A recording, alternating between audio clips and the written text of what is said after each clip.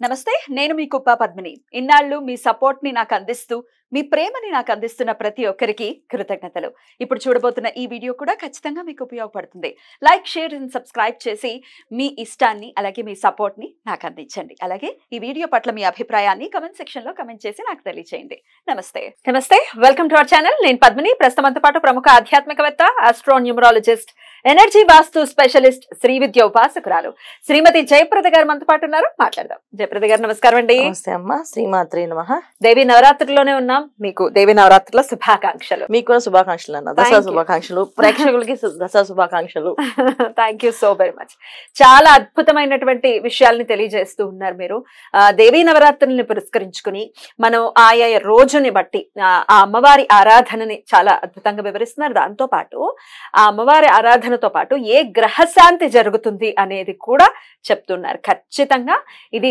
శాస్త్ర వచనమే ఎందుకంటే అటు దశ మహావిద్యల్లో నుంచి మనం కనుక చూసుకుంటే దశ మహావిద్యల్ని కూడా చాలా విశేషంగా దేవీ నవరాత్రుల్లో చేసుకోవటం అనేది అందరికీ తెలిసినటువంటి విషయం అంటే వాళ్ళ గురువుల నుంచి వస్తే గనక ఆ ఆరాధనని చేసుకుంటారు ఈ దశ మహావిద్యల్ని అనుసంధానం చేసుకుని ఆ గ్రహ శాంతి జరగటం అనేది కూడా చాలా చాలా పండితులు చెప్పేటటువంటి విషయం సో దాన్నే మీరు కూడా చక్కగా చెప్తున్నారు అయితే దశ మహావిద్యల జోలికి వెళ్లకుండా సాత్విక రూపాలని పూజిస్తూ తద్వారా గ్రహ శాంతుల్ని ఎలా తెచ్చుకోవచ్చు అనేది చాలా అద్భుతంగా మాకు వివరిస్తున్నందుకు ప్రేక్షకుల తరపున కృతజ్ఞతలండి భగవంతు ఇచ్చిన అవకాశం అన్న ఇది ఎందుకంటే కలియుగంలో మనకి చెప్పింది ఏంటంటే మన అన్ని యుగాల్లోంచి చూసుకుంటూ వస్తే ఒక యుగంలో దేవతలు మానవులు ఒకేలాగా నడిచే యుగం వాళ్ళకి కావాల్సిన విధాలుగా వెళ్ళాలంటే స్వర్గానికి నరకానికి నడుచుకు వెళ్ళే అంత స్తోమత స్థితి ఇచ్చారు మానవులకి తర్వాత జపం తపస్సు చేస్తేనే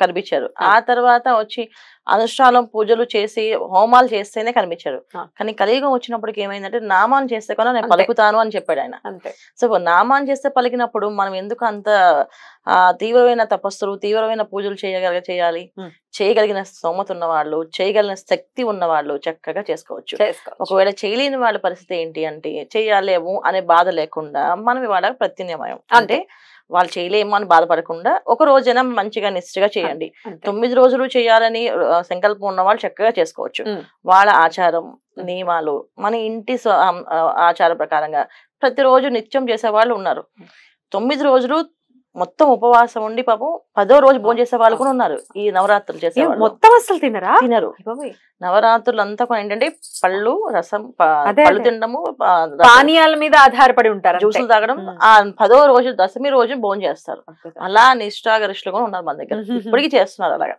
అలాంటి దాంట్లో మనం చేయగలిగితే అంత ధైర్యం అంత శక్తి అమ్మవారు వాళ్ళకి ఇచ్చింది అది పూర్వజన్మ సుకృతం మనకి రావాలని రావాలని కోరుకోవడం తప్పలేదు తప్పకుండా చేయాలి మరి 8వ రోజు ఏ రూపంలో అమ్మవారిని కొలవాల్సి ఉంటుంది తద్వారా ఏ గ్రహశాంతి ఖచ్చితంగా జరిగేటటువంటి పరిస్థితి ఉంటుంది జయప్రద గారు తప్పకుండా అన్న సో 8వ రోజు అవతారం అంటే దుర్గా అమ్మవారు అవతారం అంతేగా దుర్గాష్టమి దుర్గా అమ్మవారు అంటే దుష్ట శిక్షణ శిష్ట రక్షణ అమ్మవారు అంటే ఏంటంటే మనకి ఆల్రెడీ జీవితంలో జాతకంలో పితృ దోషాలు కానీ శాపాలు కానీ స్త్రీ దోషాలు కానీ ఉన్నాయి వివాహాలు ఆలస్యంగా అవుతున్నాయి వివాహాలు అవ్వట్లేదు అయితే మా కుటుంబానికి ఏదో దిష్టి ఉందండి ఏదో చేశారు అందుకే మా కుటుంబం పైకి రావట్లేదు ఇలా రావట్లేదు సో ఎంత చేసినా అక్కడే ఉండిపోతున్నాం ఆ జీవితంలో ముందుకు వెళ్ళలేకపోతున్నాం అండి ఆర్థిక ఇబ్బందులు అసలు అనుకోకుండా కాదు చాలా భారంగా అనిపిస్తున్నాయి అనే విషయాలు ఉన్న వాళ్ళందరూ కూడా దుర్గా ఆరాధన చేయడం వల్ల వీళ్ళకి ఆ సమస్య నుంచి బయటపడతారు ఎందుకంటే ఇలాంటి బాధలు మానసికమైన ఇబ్బందులు ఏ పని చేసినా గుర్తింపు లేకపోవడం దాని మీద వీళ్ళకి భారంగా మారడము ఏది చేసినా లాసులు రావడం అనేది ఏంటంటే జాతకంలో రాహు మహాదశ యోగించకపోయినా రాహు యొక్క యోగించకపోయినా ఇబ్బందులు అంటే రాహు మహాదశ యోగించకపోయినా రాహు ఒకవేళ యోగ కాలంలో లేకపోయినా వీళ్ళకి వచ్చే ఇబ్బందులు ఉంటాయి సో రాహు పెట్టే బాధలు ఏంటంటే అన్నిటికంటే మెయిన్ అంటే బద్ధకాన్ని మన ఇంట్లో చాలా మంది సోమరిపోతులాగా ఉండిపోయి తిని పడుకుండి ఏం చేస్తారు కానీ పొద్దున్న లేస్తాడు టీవీ చూస్తాడు తింటాడు పడుకుంటాడు పొద్దున్న లేస్తాడు టీవీ చూసి పడుకుంటాడు ఇలా అనుకునే బాధలు ఎవరైతే ఉన్నారో వాళ్ళు ఈ దుర్గాష్టమి రోజున అమ్మవారిని పొద్దున్న నుంచి సాయంత్రం దాకా దుర్గా ఆరాధన చేస్తూ అంటే దుర్గా అమ్మవారి నామాన్ని జపం చేసుకుంటూ చక్కగా ఆ అమ్మవారిని పూజించేసుకుంటే ఇంట్లో ఇలాంటిగా అంటే ఏమి చేయకుండా పని చేయకుండా రివర్స్ మాట్లాడే వాళ్ళు బద్దకించే వాళ్ళు స్తోమరిపోతులు అందరూ కూడా తొలగిపోతారు ఇక దుర్వ్యసనాలు కూడా రాహు ఇంపాక్ట్ ఖచ్చితంగా ఉంటుంది. దుర్వ్యసనాల నుంచి మందు అలవాట్లు దానికి ఖచ్చితంగా ఏంటంటే పరిహారం చేయించుకోవాలి. చాలా పెద్ద పరిహారం చేయాలి. ఇప్పుడు మనం చేసే పరిహారం ఏంటంటే ఒక్కరోజు వీళ్ళు దుర్గా అమ్మవారిని ఆరాధించడం వల్ల పరిహారం దొరికే మార్గం దొరుకుతుంది. ఏ విధంగా చేయొచ్చు పరిహారం అనేది మార్గం దొరుకుతుంది. ఇప్పుడు చాలా మంది పుట్టిన తేదీ లేకపోతే సమయం తెలియకపోవడం వల్ల ఇంట్లో ఇలాంటి సమస్యలు ఎదుర్కొంటున్నారు. లేదా డబ్బులు నిలబడకపోవట్లేదు, ఏదో ఒక అనారోగ్య సమస్య వస్తుంది ఒకరి తర్వాత ఒకరికి. ఇంట్లో పోనీ ఏదైనా అన్ని సర్దుకుందాం అనుకుంటే ఏదో ఒక బాధ, మనశ్శాంతి లేకపోవడం, అశాంతిగా ఉండడము, ఏదో ఒక పసిపిల్లలు ఎప్పుడు ఏడవడం, ఇంట్లో ఏదో ఒక బాధ, వాళ్ళు సరిగ్గా తిండి తినకపోవడము, ఇవన్నీ కూడా ఏంటంటే మనకి ఉండే ప్రారంభ కర్మలతో పాటు ఈ జన్మలో ఈ కాలంలో ఏమంటే చేతబడులు చేస్తుంటారు కదా, చేశారేమో అనే అనుమానం ఉందంటారా, వాళ్ళకున్న సంరక్షణ అవుతుంది ఇది చేసుకోవడం వల్ల. అంటే ఏంటంటే అలాంటి దృష్టి దోషాలు ఏమైనా ఉంటే అన్ని తొలగిపోతాయి ఈ దుర్గాదేవి ఆరాధన చేయడం వల్ల. సో ధైర్యం కలుగుతుంది మనుషులకి, ధైర్యంగా మేము చేయగలమని అనేది వాళ్ళకి కలిగి చేస్తారు ఏ పనైనా. ఇప్పుడు సోమరిగా ఎందుకుంటారు ఎవరైనా అంటే మేము చేయలేము అన్న ఒక మనసులో ఒక మనోభావం, ఒక పిరిగితనం వల్ల ఆ పిరిగితనాన్ని తొలగిపోతుంది, ధైర్యంగా పనులు చేయగలుగుతారు. సో దుర్గా అమ్మవారి ఆరాధన దుర్గే రక్షణ నమః అనే మంత్రాన్ని పొద్దు నుంచి చేసుకుంటూ సాయంకాలం అమ్మవారికి పూజ. సో చక్కగా దుర్గా స్తోత్రాలతో అమ్మవారికి పూజ చేయడం, లలితా సహస్రనామంతో పూజ చేయడం. సో లలితా సహస్రనామం వచ్చిన వాళ్ళు లలితా సహస్రనామం చదువుకోవాలి, లలితా సహస్రనామం రాని వాళ్ళు లలితా సహస్రనామాన్ని పెట్టి చక్కగా వీళ్ళు శ్రీమాత్రే నమః అని 1000 సార్లు తక్కువ కాకుండా అమ్మవారి మీద కుంకుమ అర్చన చేస్తూ ఉండాలి. కుంకుమతో అర్చన చేయడం వల్ల ఆ వీళ్ళకున్న గ్రహశాంతి జరుగుతుంది అనమాట. ఎక్కువ కుంకుమార్చన ఎక్కువ చేయాలి ఆ రోజంతా. అంటే అమ్మవారి దగ్గర ఒక ఫోటో గానీ ఫ్రేమ్ల దగ్గర గానీ లేకపోతే ఒక డాలర్ లాగా అమ్మవారిని పెట్టుకొని ఏదో ఒక రూపు, లక్ష్మీ రూపున పర్లేదు, పెట్టుకొని చక్కగా అమ్మవారికి చేయాలి. ఇక ఏ రంగు వస్త్రం అమ్మవారికి సమర్పించాల్సి ఉంటుంది, అలాగే ఏ నైవేద్యాన్ని అమ్మవారికి సమర్పించాల్సి ఉంటుందండి?